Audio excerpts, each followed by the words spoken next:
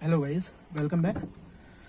देखिए, आपके कुछ सवाल आ रहे थे कि सर स्ट्रेटेजी कैसे बनाएं हम एग्जाम को लेकर। अब क्योंकि एग्जाम तो करीब ही है, सिर्फ 15-16 दिन, एक तरीके से तो 20 दिन मैक्सिमम अगर हम माने तो 20 दिन है हमारे पास कि sir school of specialized excellence के एग्जाम की तैयारी कैसे करें। एक तो आप थोड़ा सा लेट जागे हो, बट कोई नहीं, जागे तो सही।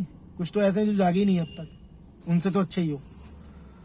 तो स्ट्रेटेजी जो रहेगी स्टेम के लिए मैं आपको बता दूं, स्टेम में क्या आना है, सिर्फ 15 नंबर तो आपके जो है एक तरीके से साइंस का आना है, 15 क्वेश्चन, यानी 15 नंबर नहीं 15 क्वेश्चन, और 35 क्वेश्चन आने आपके मैथ्स के, और 10 क्वेश्चन आने आपके मेंटल एबिलिटी के। टोटल क्वेश्चन हो गए आपके 60। तो आपका जो सिलेक्शन दिलाएगा ना यहाँ पर, वो मैथ्स और रीजनिंग है। साइंस नहीं है यहाँ पर इतना रोल जितना मैथ्स और रीजनिंग का है, क्योंकि बच्चा क्या करेगा, मैथ्स छोड़कर आता है क्योंकि नेगेटिव मार्किंग भी है।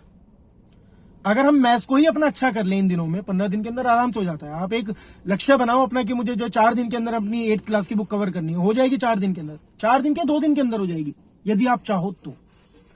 अगर आपने चाह लिया कि आपको अपनी मैथ्स की जो एनसीईआरटी की किताब है, मैं फिर कह रहा हूं मैं एनसीईआरटी को ही प्रेफर कर रहा हूं, क्योंकि मैंने आरटीआई वगैरह लगाई थी पिछली बार, यानी इसी अभी 3-4 महीने पहले मैंने एक पर्टिकुलर सिलेबस मांगा था कि सिलेबस बताएं एंट्रेंस का क्या होगा।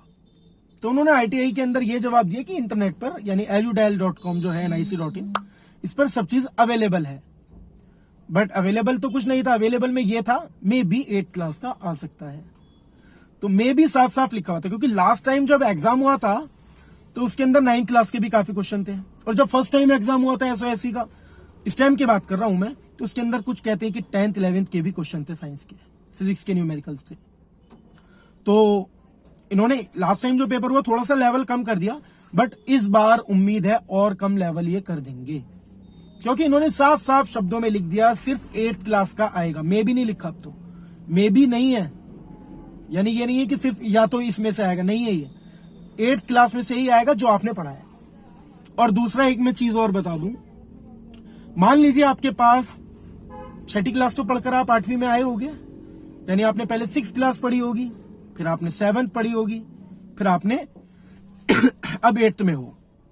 तो ऐसे में क्या करना है हमें कि जो एग्जामिनर है, एग्जामिनर सवाल कैसे पूछेगा मैं आपको बताता हूं। यदि मैं अगर पेपर सेट करूं तो मैं कैसे सेट करूं। लाइट एक चैप्टर है आपकी 8th क्लास का, लाइट जो चैप्टर है वो 7th में भी है, क्योंकि आप लोग 7th पढ़कर आए हैं 8th में। वो 6th में भी है, क्योंकि आप लोग 6th पास आउट कर आए हैं 7th में, फिर आपने पास आउट की 7th, फिर आप आए 8th में। तो यानी कि जो एग्जामिनर है, जो क्वेश्चन पेपर बना रहा है, जो प्रिपेयर कर, इसको जो तैयार कर रहा है क्वेश्चन पेपर को, तो कुछ नहीं पता वो 6th क्लास की एनसीईआरटी से सवाल पूछ ले साइंस का। ये मैं समझाने की कोशिश कर रहा हूं, उम्मीद है समझ गई होगी ये चीज कि साइंस को लेकर हमें हल्के में नहीं लेना है, साइंस भी हमें करनी है, बट चैप्टर अब तो जो लिमिटेड ही करो तो बेहतर है, क्योंकि ज्यादा अपना दिमाग खराब करने से अच्छा है कि जितना पढ़ना है उतना पढ़ो, दिमाग खराब मत करो अपना, ठीक है।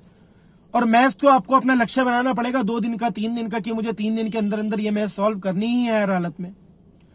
और रीजनिंग अगर मैं बात कहूं तो रीजनिंग के 10 क्वेश्चन आएंगे मुश्किल से।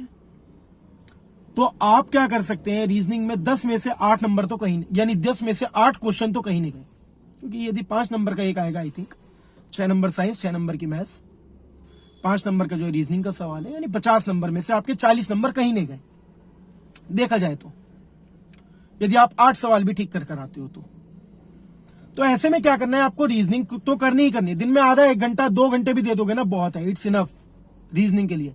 बट मैथ्स को आपको तकरीबन 4 घंटे देने पड़ेंगे, स्कूल, ट्यूशन और ऑनलाइन क्लास के अलावा। या तो आप जो है इस टाइम जितने भी आपके रिलेटिव्स हैं उनको थोड़ा सा साइड में कर दो, अभी 15 दिन के लिए, बस ज्यादा नहीं, 15 दिन के लिए उनको साइड में कर दो रिलेटिव्स को। अगर आपका एक पर्टिकुलर स्टडी टेबल है, स्टडी रूम है आपका, जहां पर आप स्टडी करते हो अपनी, अंदर से लॉक करो, पढ़ना शुरू। और मम्मी पापा को साफ बोल दो, मम्मी पापा मुझे डिस्टर्ब मत करना, ना आलू लाऊंगा ना धनिया लाऊंगा, सब मंगा लो ब्लिंकिट से, ब्लिंकिट पे सब आ रहा है, बिग बास्केट पर, ब्लिंकिट पर भी आता है आई थिंक, और बिग बास्केट पर भी आ जाता है ये। तो स्विगी पर भी आ रहा है, इंस्टामार्ट पर, तो इससे मंगा लो ऑनलाइन, फ्री डिलीवरी है। कितने लेगा? 15 रुपए डिलीवरी के लेगा, लो मुझसे ले लो 15 रुपए।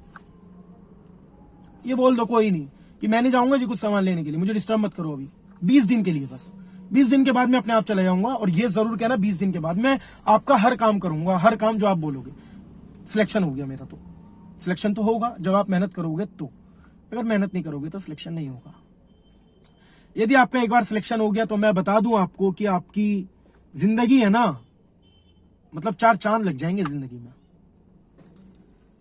इसका माहौल स्कूल का मैं अपना जब याद करता हूं अपने पुराने दिन स्कूल के, तो अपने टीचर्स को, अपनी साइंस लैब को, अपनी कंप्यूटर लैब को।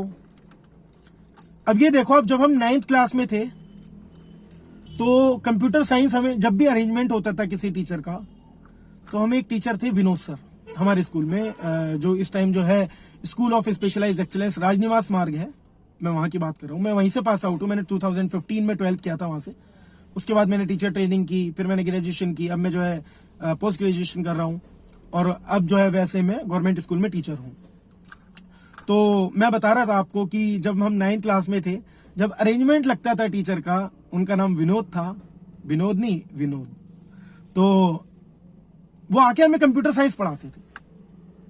हमें कुछ नहीं समझ आता था क्या पढ़ा रहे, C++, A++, कुछ नहीं। कोडिंग बता रहे हैं, डिकोडिंग बता रहे हैं, हमें नहीं आया, एक दिन नहीं समझ आया, 2 दिन नहीं आया। फिर बाद में ऐसा हुआ कि हमारा थोड़ा सा इंटरेस्ट बन गया उसके अंदर, कंप्यूटर साइंस के अंदर 9th क्लास में। तो हमने सीखी, उन्होंने हमें सिखाई, हम जो है पकड़ पकड़ के लाते थे सर को, सर आ जाओ जरा हमें करवा दो प्लीज, ये बढ़िया लगता है हमें कंप्यूटर साइंस, बहुत ही बढ़िया है ये वो। सर आते थे, पढ़ाते थे वो।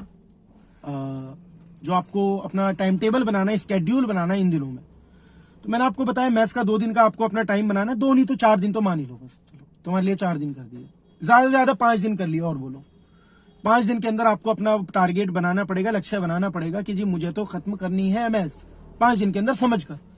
और एक चीज और बता रहा हूं इंपॉर्टेंट, जो कोई नहीं बताएगा, वो ये है एग्जाम्पल एक भी चैप्टर का नहीं छोड़ना है आपने।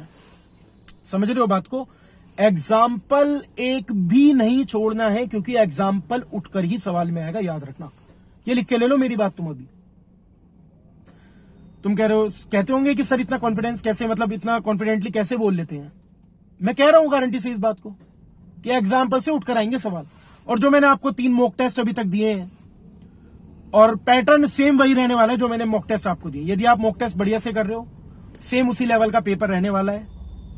कुछ बच्चे कह रहे हैं कि सर ये तो 8th क्लास का नहीं है, तो 9th क्लास का है। वो लगता है, क्यों? क्योंकि थोड़ा सा सवाल घुमा देते हैं। सवाल घुमा दिया तो बच्चा थोड़ा सा घूम जाता है, घूमेगा। उन्हें बच्चा वही तो चाहिए, घुमा, उन्हें चाहिए कि हम बच्चे को घुमाएं, और वो घुमाकर भी अगर सवाल को यदि हल कर रहा है तो वो है प्रतिभाशाली। तो वो है बच्चा प्रतिभाशाली। इसीलिए इसका नाम पहले प्रतिभा स्कूल था, कि वहां पर होशियार प्रतिभाशाली बच्चे जाते थे। हमारे टाइम पर भी एंट्रेंस हुआ था। तो आपको यही चीज करनी है। और साइंस का जैसे मैंने अभी आपको बताया कि आपको साइंस जो करना है वो 8th क्लास तो करनी ही करनी है, पॉइंट टू पॉइंट आपको, बिल्कुल लाइन टू लाइन आपको करना है सारी चीजें साइंस की। अब 6th क्लास और 7th क्लास की साइंस तो पढ़ने का समय नहीं है, तो मैं ये नहीं कहूंगा कि आप 6th क्लास और 7th क्लास की साइंस पढ़ें। तो आप क्या कर सकते हैं उसके लिए, मैंने एक बुक बनाई थी ऑनलाइन, एक ऑनलाइन जो आपके फोन में डाउनलोड हो जाएगी, यानी वो कोई मतलब हम कह सकते हैं हार्ड कॉपी नहीं है उसकी, सिर्फ सॉफ्ट कॉपी में वो उपलब्ध है इंटरनेट पर।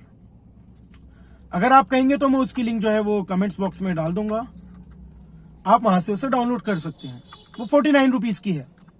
मुझे काफी टाइम लगा था, क्योंकि मैंने लाइन टू लाइन जो है क्वेश्चन उसके अंदर से बनाए थे सारे एनसीईआरटी के, 6th और 7th क्लास के। वो मैंने इसीलिए 6, 7 के बनाए, क्योंकि 8th क्लास में तो आप हो ही, 8th को आप तो कर ही लोगे 8th को, लेकिन 6, 7 का आप लोग भूल गए हो। एक तो कोरोना ने भुला दिया है सब कुछ। 7th क्लास आपकी होना ना होना एक तरीके से मान लो बराबर ही है।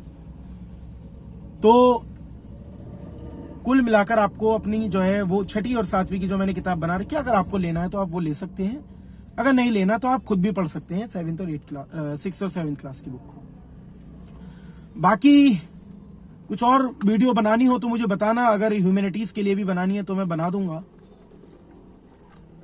बस आज के लिए इतना काफी है। और अगर कुछ बच्चे नए हैं तो भाई चैनल को जो है सब्सक्राइब कर लो, और अगर वीडियो पसंद आ गई हो तो इसे लाइक भी कर देना। और अपने दोस्तों के साथ यार शेयर जरूर कर देना, ठीक है। चलो भाई मैं चलता हूँ, ठीक है जी। Okay, thank you so much, और सब्सक्राइब कर ही देना, ठीक है। बाय।